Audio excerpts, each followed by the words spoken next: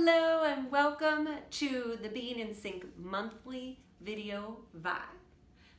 I just wanted to talk to you today about what's been going on for Being in Sync, what things are changing and new and exciting for me and the company, and new offerings for our clients. So lots of big changes. So first, I was back in Virginia this last month running the Peak Leadership Program, which is one of my favorite things to do because it's out on the farm, and had a great experience. And at the end of the day, we met Omar the Camel, and I had a great fun experience with Omar. So check that out and get a little bit of a laugh. I know I sure did.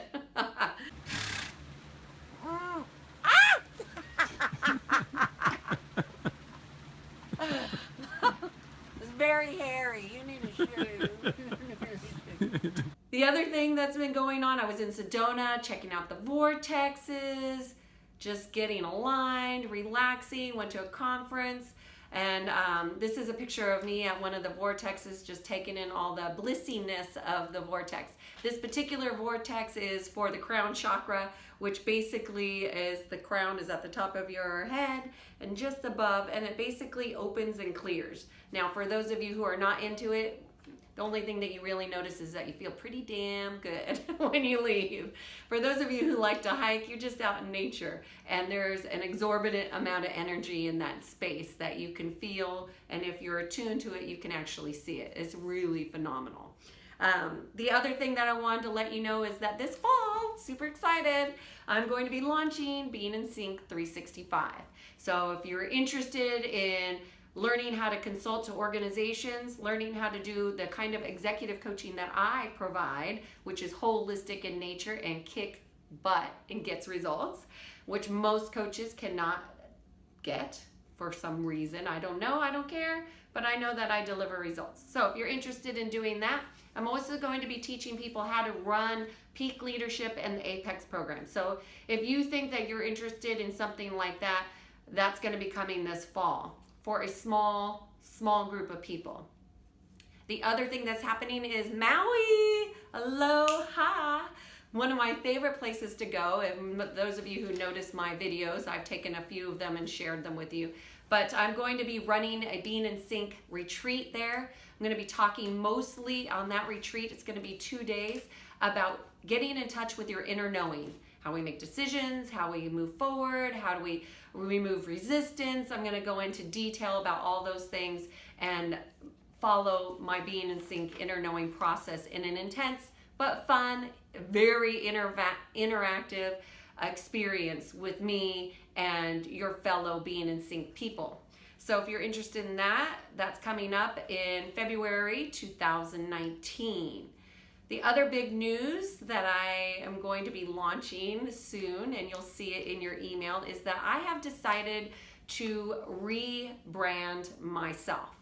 And you might be saying, well, what difference does that, how does that affect me? And it really won't affect you, except it's going to directly affect me, and I'm going to be changing my name. So stay tuned to get details on how that will show up for you. And it's going to be exciting. I'm very excited about it, and I will be doing that this next month. It's been something I've been thinking about for years, and I'm finally just going for it. You know, it takes a lot of courage, a lot of thought, consideration, contemplation, reflection, and lo and behold, here I go. So one of the things that's been coming up for many of my clients this last month that I wanted to talk to you about, just to raise your awareness about how it may show up for you, is self-sabotage. There's an archetype that many of us take on, and we go in and out of it. It's called an archetype of the saboteur, but it really shows up in self-sabotage. So I really wanted to show you all a little bit of how it appears in your life. And I have a little cheat sheet because it actually shows up in so many different ways that you really need to be mindful to catch it in yourself. So one of the things that might happen for the sabotage and how you might be self-sabotaging yourself is you have a self-deprecating way of speaking. You feel self-defeating, meaning, oh, this always happens to me. Why is this happening to me? My life sucks. Or go, lo and behold, this is happening again, and this always happens to me. And it's kind of like a woe is me, victim-esque role that we might take up. And we might not even be consciously aware that we're doing that. And that's how self-sabotage happens. It happens really subtly, and most of us aren't aware of how that happens. So I came up with 7 different ways that people really sabotage themselves. One is nitpicking. They nitpick themselves. My hair's not right. My arms are too fat. I weigh too much. This person is doing that, and I don't like that. It's like nothing is ever really good enough when somebody is self-sabotaging for themselves or what other people are doing. And they just pick. My clients call it poking, but it's nitpicking. It's the perfectionist in us, and it comes out in those nitpicking ways. So if you nitpick, well then you might want to be aware of that. That's self-sabotaging. The second thing is that I notice is saboteurs, they talk just to talk. They don't really always make a lot of sense, right? And they just are chit-chat, always yapping. And they don't really have a purpose for saying what they're saying.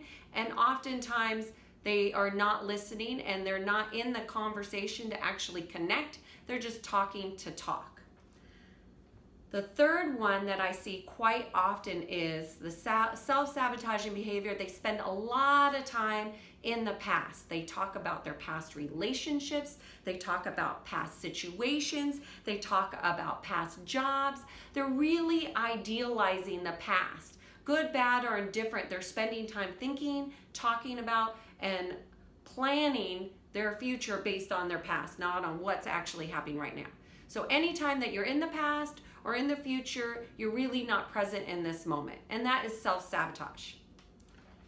The other thing is that saboteurs do, and they don't even do this consciously. So I want to say this to you mindfully, that oftentimes we lie to ourselves and we don't even know that we're doing it because we just don't see what we don't see, right? When we choose to see things differently, the things that we see begin to change. So when somebody is self-sabotaging, they're lying, it goes along with the talking just to talk. They start to lie and they don't even realize that they're lying. And then they believe their lies, but there's really no basis of what it is that they're saying. They're just lying just to lie. The other key component of a self-sabotaging behavior is they project. Now, we all are projecting our things onto other people, but self-sabotaging behavior does it in such a way that they don't even realize it, and they believe what I am doing is what they're doing. So that's essentially what projection is. So for example, I had a client this week that was saying that this person was a hypocrite and a liar. So they had really believed that that's what that person did. But in truth and in reflection, after some discussion, there was a realization that they were the hypocrite because they hadn't done what they were asking this other person to do, right? And that they were the ones that was lying because they pretended their feelings of being hurt and sad and bothered weren't there, and then projected that on the other person.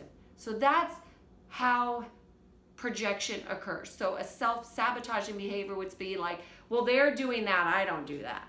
And when in truth, they really are doing it. So that one takes a lot of skill to be mindful of, because most people don't want to look at themselves that clearly.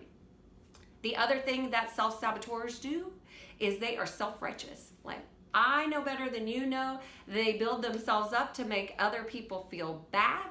And they don't do that consciously, but they're just really righteous. Like, their way is the best way, and they say it with such confidence and determination that they don't even realize it. But really, any kind of righteousness is a lack of acceptance and therefore self-sabotaging. And the final, number 7, big one that people do when they are self-sabotaging is they become defensive. They respond in a defensive tone, and they are not even taking a moment to reflect and see if what somebody is saying is actually true and real for them. Instead, they just go defend, you're wrong, you're self-righteous, all of those things that we talked about start to come up. So why is it important to know what things show up as self-sabotage? Well, it's important if you want to raise your awareness, because you can't stop poor behavior if you're not aware that you're even doing it. And if you're self-sabotaging, what you're doing is you're keeping yourself from going to where you want to go. So we all have a direction that we want to go in life, and we want to be more open, be more honest, or whatever it is for you, which that's what it is for me. I want to look at in my life, where am I not doing that? Where am I sabotaging myself, where I'm not getting where I want to go? And then I just do some self-reflection, and I raise my awareness, and I look for it. Or I might even ask somebody, hey, if you see me doing this, will you let me know? So Jillian, sitting behind here, even noticed today I was nitpicking myself about this video, and she's like, you're self-sabotaging. And you know, there's some truth to that, because it's really hard to put out these videos because I look at myself and I might say, oh, that could be different, or this could be different. And once she pointed it out to me, I was like, okay, let's just go and do this. So thank you, Jillian, for sharing. And for those of you who are interested in communicating and having more contact, please feel free to reach out, or on the Facebook group, and or in email. And until next month, wishing you all the best. Have a great day.